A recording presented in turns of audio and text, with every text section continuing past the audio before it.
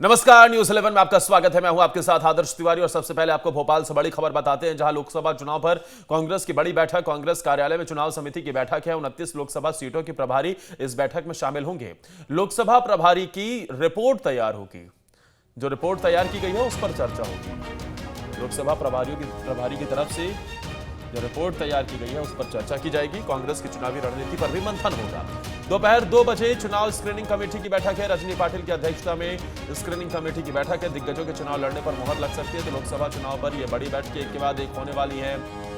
भोपाल से बड़ी खबर आपको बता रहे हैं, जहां लोकसभा चुनाव पर कांग्रेस पार्टी की बड़ी बैठक है। कांग्रेस के कार्यालय में चुनाव समिति की बैठक है और इसमें 29 लोकसभा सीटों के प्रभारी बैठक में शामिल होंगे। जो रिपोर्ट तैयार की गई है उस पर चर्चा होगी। कांग्रेस की चुनावी रणनीति पर भी मंथन होगा। दोपहर 2 बजे चुनाव स्क्रीनिंग कमेटी की बैठक है।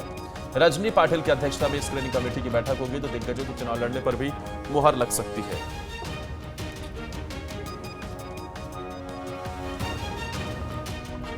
उनतीस लोकसभा सीटों के प्रभारी इस बैठक में शामिल होंगे।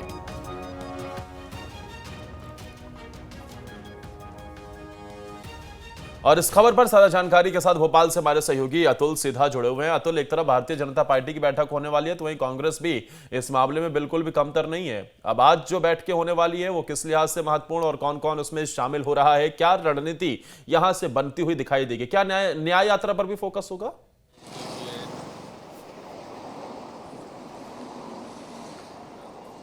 देखिए, बिल्कुल निश्चित तौर पे लोकसभा चुनाव के लिहाजे से ये बैठक काफ़ी महत्वपूर्ण है और आज 2 बैठकें कांग्रेस के अंदर होनी है, जिसमें एक स्क्रीनिंग कमेटी की बैठक है और इसके साथ में एक प्रभारियों की बैठक है। 29 जो प्रभारी बनाए गए उनकी बैठक आज की जाएगी। देखिए, जिस तरीके से अब से कुछ देर बाद स्क्रीनिंग कमेटी की ये बैठक शुरू होने जा रही है। जो प्रभारी उसके अध्यक्ष है रजनी पाटिल, उसकी अध्यक्षता में बैठक होगी। जीतू पटवारी सहित स्क्रीनिंग कमेटी के जो सदस्य हैं उस बैठक के अंदर मौजूद होंगे। लगभग 2 बजे के करीब दूसरी बैठक शुरू होगी, जो लोकसभा प्रभारी की बैठक होगी, जिसमें 29 जो लोकसभा प्रभारी बनाए गए हैं वो इस बैठक के अंदर शामिल होंगे। और देखिए, दोनों ही बैठक में कहीं ना कहीं सीधे तौर पे लोकसभा चुनाव का जिक्र होगा। स्क्रीनिंग कमेटी के माध्यम से तय किया जाएगा जो संभावित जो उम्मीदवार हैं 29 लोकसभा में, उनको लेके जो स्क्रीनिंग करवाई जा रही है उसको वो उसकी जो है कार्रवाई कहाँ तक पहुंची है, कितने नाम उसके अंदर शामिल हो चुके हैं, कौन से लोकसभा से किस नाम पे मोहर लग सकती है। अलग अलग देखिए, अलग अलग तरीके से ये स्क्रीनिंग कमेटी के अंदर बिंदुवार इसके ऊपर चर्चा करते हुए नजर आएंगे। इसके साथ में देखिए, लोकसभा चुनाव जो प्रभारी है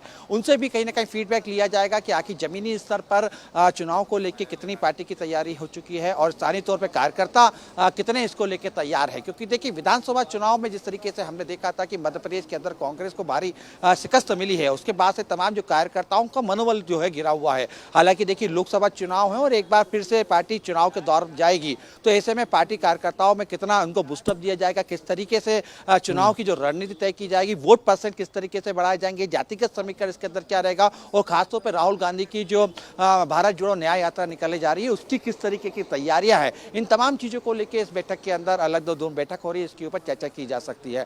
खासतौर पर इसमें अगर हम देखें, क्योंकि देखिए विधानसभा चुनाव के बाद मध्य प्रदेश में कई सर्जरी हमने देखी है। जीतू पटवारी को पीसीसी अध्यक्ष बनाया है, उमंग सिंगार को विधानसभा नेता प्रतिपक्ष बनाया है, तो ऐसे में कितने कार्यकर्ताओं से उनके बीच में सामंजस्य बैठ पा रहा है, साथ में इसके साथ कितने बूस्टअप हो पा रहा है,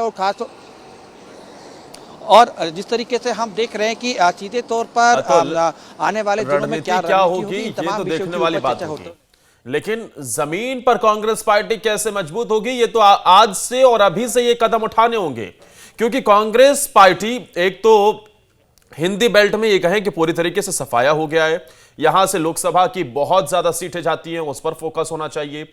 दूसरा है कि कांग्रेस पार्टी में एक बात की दिक्कत रही है कि अंदरूनी और जमीनी स्तर पर गुटबाजी खत्म नहीं होती। नेताजी आते हैं, दिल्ली से आते हैं या फिर बड़े बड़े शहरों से आते हैं और वो बड़े बड़े शहरों में घूम कर भी चले जाते हैं। रूट लेवल पर क्या हो रहा है, इसे अभी भी क्या कांग्रेस पार्टी समझने में विफल रही है और उस दिशा में क्या कदम उठाने की कोई तैयारी है या फिर सिर्फ ऊपर ऊपर से ही होगा?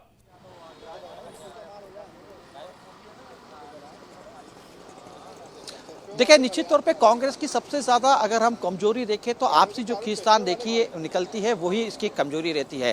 हालांकि इस समय जब से हम देख रहे हैं कि जीतू पटवारी के हाथ में कमान आई, तब से दूसरे जो नेता है इसमें अर्जुन यादव का हम जिक्र कर सकते हैं, अजय सिंह की हम बात कर सकते हैं, दिग्विजय सिंह की हम बात कर सकते हैं, खुद पूर्व जो मुख्यमंत्री रहे कमलनाथ, उनकी बात करते हैं। कहीं ना कहीं पीसीसी से इसकी दूरी बढ़ती हुई दिखाई दे रही है, और यही दूरी कहीं ना कहीं लोकसभा चुनाव में कांग्रेस के लिए एक बड़ी मुसीबत साबित हो सकती है। बहरहाल कोशिश यही की जा रही है कि तमाम नेताओं के बीच में एक तालमेल बिठाया जा सके, जिससे लोकसभा चुनाव के दौरान इसका कुछ फायदा मिल सके। क्योंकि देखिए, जिस तरीके से हम देख रहे हैं लोकसभा में कहीं ना कहीं मध्य प्रदेश में बीजेपी का एक बेहतर गढ़ माना जाता है, और 29 में से 28 लोकसभा में बीजेपी का इस समय कब्जा भी है। और ऐसे में कांग्रेस के सामने ये चुनौती है कि जो पिछले विधानसभा चुनाव में जो विधानसभाएं जीती हैं, उसके साथ जो हारी हैं, उनको किस तरीके से जीत के लोकसभा के चुनाव के तर्ज के लिए बराबरी कर सके, और लोकसभा में उसको जो है वोट के रूप में तब्दील कर सके। तमाम कहीं ना कहीं एक रणनीति कांग्रेस की तरफ से बनती हुई दिखाई देगी। हालांकि देखिए, इसमें हम जिस तरीके से देख रहे हैं कि कांग्रेस एनयूसीआई की बात करें, युवा कांग्रेस की बात करें, महिला कांग्रेस की बात करें, तमाम ये इनके